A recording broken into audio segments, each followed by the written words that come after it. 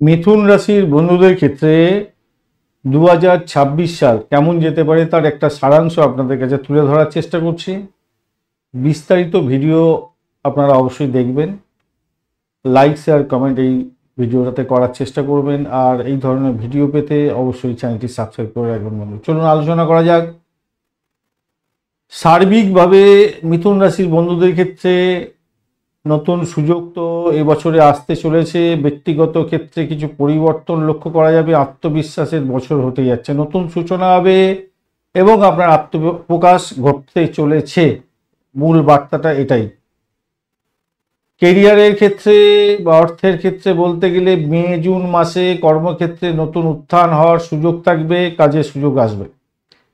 অর্থ এবং সঞ্চয়ের জায়গাটা অনেকটা ভালো থাকছে, অর্থ আসবে, সঞ্চয় ভালো হবে। তবে পরিকল্পনা মেনে যদি ঠিকমতো প্ল্যানিং করে চলেন, সমস্যা হওয়ার কথা নয় আপনাদের। ব্যবসার ক্ষেত্রে নতুন উপার্জনের পথে অগ্রগতি লক্ষ্য করা যাচ্ছে, ভালো হতে যাচ্ছে। প্রেম এবং পরিবারের ক্ষেত্রে দেখা যাচ্ছে যেটা পুরানো সমস্যা মিটে যাওয়ার সম্ভাবনা থাকছে। বৈবাহিক জীবনের ক্ষেত্রে আন্ডারস্ট্যান্ডিংটা খুব ভালো থাকছে। বৈবাহিক ব্যক্তিদের ক্ষেত্রে নতুন প্রেম ও বিবাহের সুযোগ, মানে অবিবাহিত বন্ধুদের ক্ষেত্রে যেটা দেখা যাচ্ছে, বিবাহিত বন্ধুদের ক্ষেত্রে তো ভালো হবেই। অবিবাহিত বন্ধু যাদের বিবাহ হয়নি তাদের ক্ষেত্রে প্রেমে জড়িয়ে পড়ার সম্ভাবনা থাকবে। কোনো কোনো বন্ধুর ক্ষেত্রে বিবাহের সুযোগ আসতে চলেছে, এই বছরটা বেশ ভালো। স্বাস্থ্য সংক্রান্ত ক্ষেত্রে বলবো মানসিক চাপ একটু থাকবে। সারা বছর ধরে খাদ্যের প্রবলেম যদি হয়ে থাকে, মানে আপনার খাবার খাওয়ার যদি অভ্যাসটা ঠিক মতো না হয়ে থাকে, পেটের গন্ডলে ভুগতে হতে পারে।